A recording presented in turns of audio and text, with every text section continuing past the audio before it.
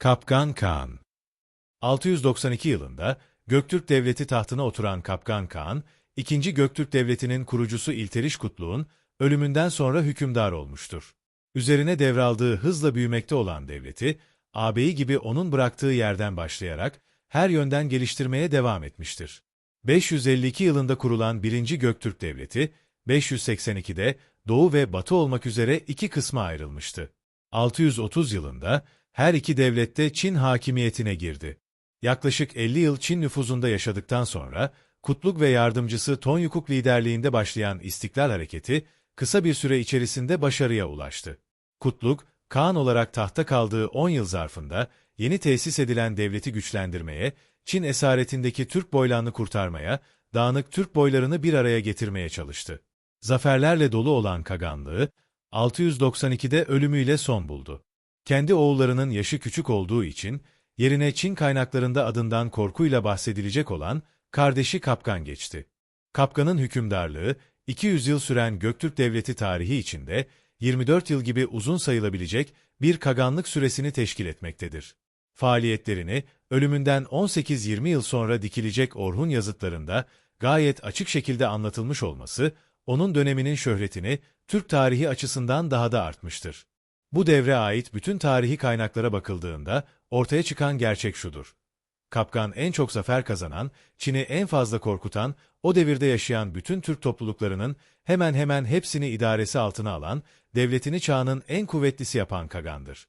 Bu da, incelemeye çalıştığımız Kapkan devrinde, Göktürk Devleti'nin önemini göstermektedir. Fatih anlamına gelen Kapkan onun unvanıdır.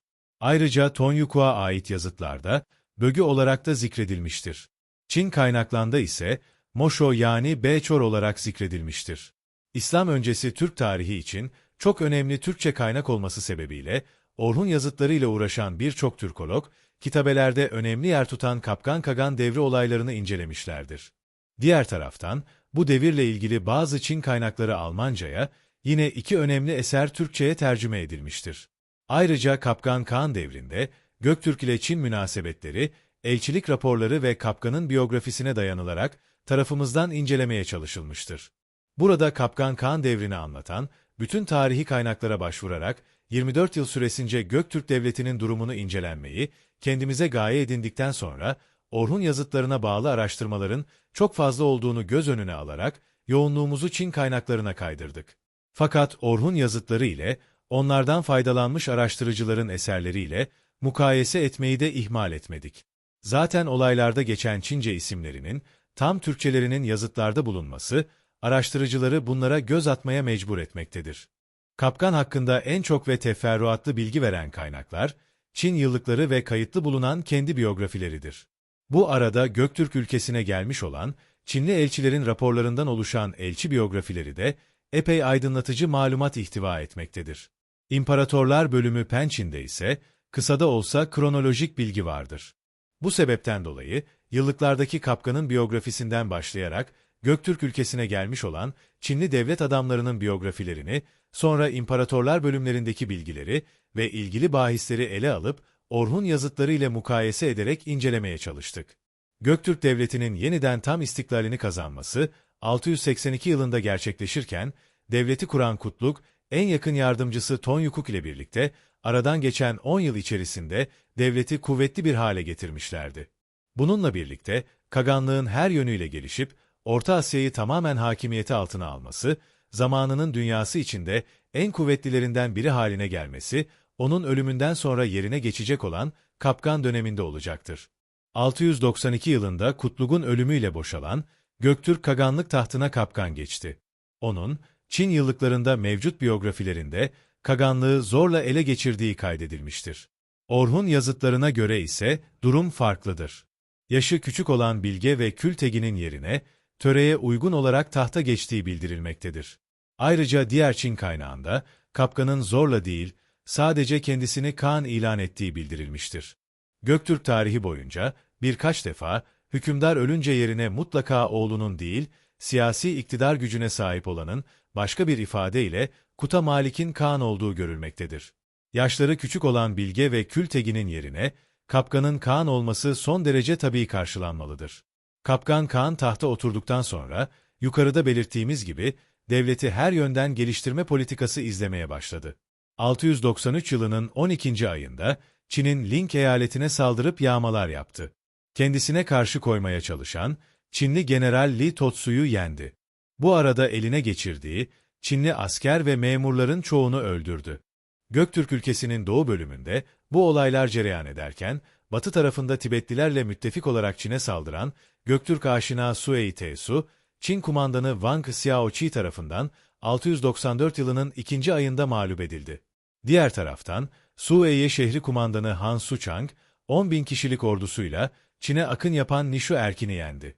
Kapkan idaresindeki Göktürk kuvvetlerinin, Ling eyaletinin ele geçirip yağma etmeleri üzerine, Çin'deki Tang Hanedanı'nın imparatoriçesi Wu, aslen Paima Manastırı rahibi olan He Huai'yi, 18 generalin üzerine başkumandan tayin ederek, Göktürklere karşı savaşmalarını emretti. Bu generalin tayin olduğu bölge konusunda, Çin kaynaklarında ihtilaf vardır. Ling eyaletinin, Shu Fang yakınında olması sebebiyle, ilgili belgedeki açıklamayı daha doğru buluyoruz. Diğer kaynaklarda verilen isimleri ise, bölgenin değişik garnizon adları şeklinde izah etmenin, daha doğru olacağı kanaatindeyiz. 694 yılının 2. ayında, vuku bulan bu tayinden sonra, aynı yılın 3. ayında harekete geçen He Huai, çıktığı seferde Göktürk süvarilerinin sadece bir kısmıyla karşılaştı. Herhalde savaşmaya cesaret edememiş olmalıdır ki, esas kuvvetlere rastlayamadığı bahanesiyle geri döndü. Öte taraftan Kapkan'ın biyografisinden, Çinlilerin bu sırada Göktürklere karşı çok uzun bir savunma hattı meydana getirdikleri anlaşılmaktadır. Bu harekattan bir netice alamayan Tang Hanedanı'nın imparatoriçesi, aynı yıl Wang Xiaoqi'yi, Shu Fang bölgesi harekat ordusu başkumandanı tayin etti. Bu kumandanın görevi, Göktürklere karşı savunma hazırlıkları yaptırtmaktı. Böylece az önce bahsettiğimiz, Çinli General He Huai'nin çekingenliği nedeniyle, yerine bu general tayin ediliyordu. 695 yılında meydana gelen bir diğer olayda, Kapkan'ın Çin'e elçi göndererek dostluk münasebetleri tesis etmek istemesidir. Bu olay, Göktürk ve Çin münasebetlerine yepyeni bir boyut kazandıracaktır. Göktürk Haganı'nın, bu ani barış teklifinden memnun olan Çin imparatoriçesi, bunu ifade edebilmek için ona sol muhafızları büyük generalliği ve ülkeye dönen dük gibi bazı Çin unvanlarını takdim etti. Ayrıca 5.000 top ipek sundu. Bu tarihten sonra hadiseler, Kapkan'ın Çin'deki Tang Hanedanı karşısında durumunu daha da kuvvetlendirecek şekilde gelişti. Çin'in kuzeydoğusundaki Moğol asıllı Çitanlar, tabi oldukları Tang Hanedanı'na karşı isyan ettiler. 696 yılında aslen Çitanların reisi olup, Çin adına Sungmo bölgesinde askeri valilik yapan Li Qinchang ile Kuicheng bölgesi askeri valiliği yapan torunu Wan Lao, Ying ilçesine saldırdılar. Askeri barakaları yakıp yıktılar. Vali Chao Wen Kui'yi öldürdüler. Bu isyanı bastırmakta güçlük çeken Çin ordusu, en nihayet aciz kalınca, vaziyeti çok yakından takip eden Kapkan devreye girdi. Çin için fedakarlık yaparak, Çitanları sindireceğini, ancak karşılığında bazı istekleri olduğunu imparatoriçeye bildirdi. Onun Çin'den istedikleri, gerçekten bir hükümdarın gütmesi gereken, devlet politikası açısından çok mühimdir. Göktürk Devleti'nin bağımsızlığının olmadığı, devletin Çin hakimiyeti altına düşmüş olduğu devrede, Çin'e göç etmiş olan kendi milletine mensup, Türk boylarını geri almak istiyordu. Sıkışık durumda olan Çin imparatoriçesi, sol ihtişamlı muhafız alayları generali, Yan Çihvei'yi Kapkan Kağan'a göndererek, ona iyi reform yapan Kağan unvanını verip, isteklerini kabul ettiğini bildirdi. Göktürk Kağan'ının isteğinin Çinliler tarafından kabul edilmesi, Çin'in ne kadar zor durumda olduğunu göstermektedir. Bu aynı zamanda Orta Asya'da, Kapkan Kağan'ın prestijinin artmasına sebep oluyordu.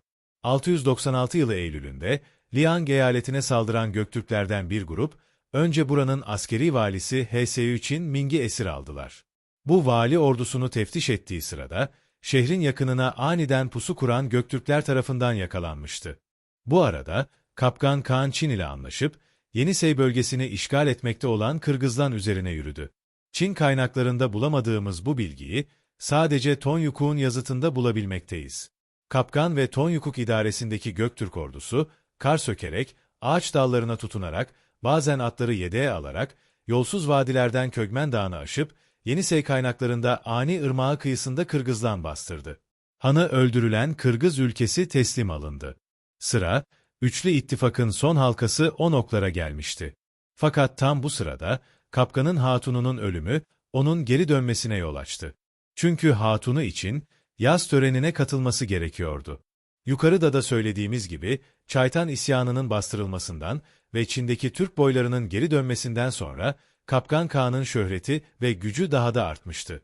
Bu arada İmparatoriçe Wu, Kağan'a özel İlteriş Büyük Çanyu ve milli davasında başarılı Kağan unvanlarını takdim ettiğini bildirmek için elçi gönderdi. Bu unvanın verildiği haberi daha Kapkan'a bildirilmeden ve elçilik heyeti Kapkan'ın yanına ulaşmadan 697 senesinin ilk aylarında Kapkan, Çin'in Ling ve Sheng gibi eyaletlerine saldırdı. Bu mevkileri muhafaza etmekle görevli, Çin sınır generallerinin hepsi yenildi. Ahali yağmalanmış, birçoğu öldürülmüş, üstelik Ping ordusu kumandan yardımcısı An Tao Mai mağlup olmuştu. Tang Hanedanı'nın imparatoriçesi tahtı ele geçirişinden sonra, devletin önemli mevkilerine kendi ailesi efradını getirmeye çalışıyor. Asıl imparatorluk ailesi olan Lileri uzaklaştırmak için çaba sarf ediyordu. Bunda da epey başarılı olmuştu ki, gerçek hanedandan sadece 2 çocuk kalmıştı. Bu durum, Kapkan Kağan tarafından dikkatle takip edildiğinden, kısa zamanda Göktürklerle Çin arasında büyük mücadelelere yol açacaktı. Tabii ki Kapkan, kendi ülkesi ve milleti menfaatine bir şeyler kazanmayı tasarlıyordu. Bu fırsatı değerlendirmek için, Türk hükümdarı 698 yılında Çin'e elçi göndererek, kızının bir Tang prensiyle evlendirilmesi yolu ile akrabalık kurmayı, müttefik olmayı teklif etti. Kapkan evlilik teklifinin yanında, çok önemli isteklerde de bulunmuştu.